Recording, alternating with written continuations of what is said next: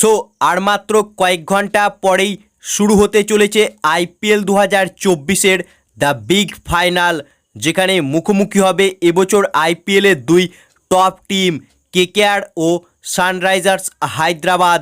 তবে কোন টিমের বাহুতে কত দম রয়েছে, অর্থাৎ ফাইনালে ট্রফি কে নিয়ে যাবে, প্যাট কামিন্স না শ্রেয়াস আয়ার, সেটাই আজকের ভিডিওতে আমরা আলোচনা করব।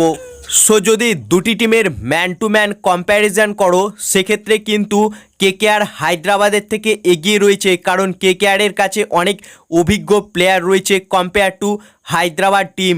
তবে যদি দুটি টিমের ওপেনিং দেখো, তাহলে কিন্তু এক্ষেত্রে কেকেআরের থেকে বেটার ওপেনিং প্লেয়ার রয়েছে হায়দ্রাবাদের কাছে, কারণ ট্র্যাভিস হেড ও অভিষেক শর্মা এরা কিন্তু প্রপার ব্যাটসম্যান, অর্থাৎ ফিল্ড শট যাওয়াই কেকেআরের ওপেনিং প্লেয়ারটা কিছুটা হলেও হায়দ্রাবাদের থেকে পিছিয়ে রয়েছে, কারণ সুনীল নারিন সে কিন্তু প্রপার ব্যাটসম্যান নয়। তবে এবছর আইপিএলে সে কিন্তু দুরন্ত ব্যাটিং করেছে, অর্থাৎ একজন ব্যাটসম্যানের মতনই কিন্তু খেলেছে সুনীল নারিন।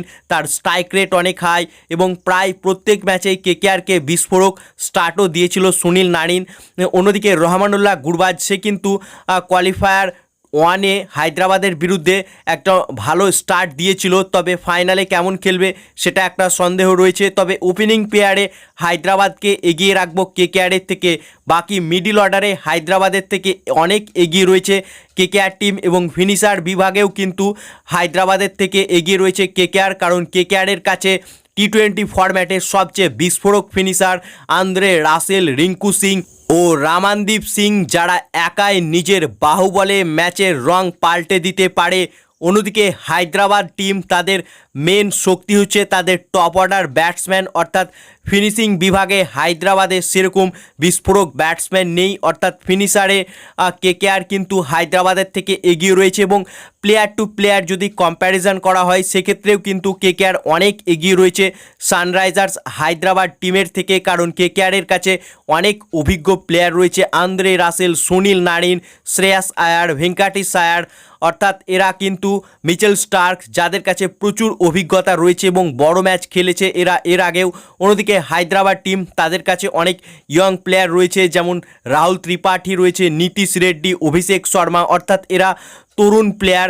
সব মিলিয়ে বেশ ইন্টারেস্টিং হতে চলেছে এবছর আইপিএলের দ্য বিগ ফাইনাল, যেখানে এবছর আইপিএলের ফাইনালে কেকেআরের জেতার চান্স 90% রয়েছে, অর্থাৎ অলমোস্ট আইপিএলের ট্রফি জিতেই ফেলেছে কেকেআর টিম, কারণ হায়দ্রাবাদের থেকে অনেক শক্তিশালী নাইট রাইডার্স টিম।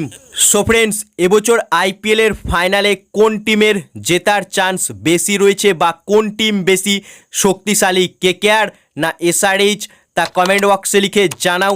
এবং কেকেআরের ফ্যান হয়ে কেকেআরকে চ্যাম্পিয়ন রূপে দেখতে চাইলে ভিডিওটিকে করো লাইক, এবং আইপিএল ও কেকেআর সম্বন্ধে আরও খবর পাওয়ার জন্য চ্যানেলকে করো সাবস্ক্রাইব। ধন্যবাদ।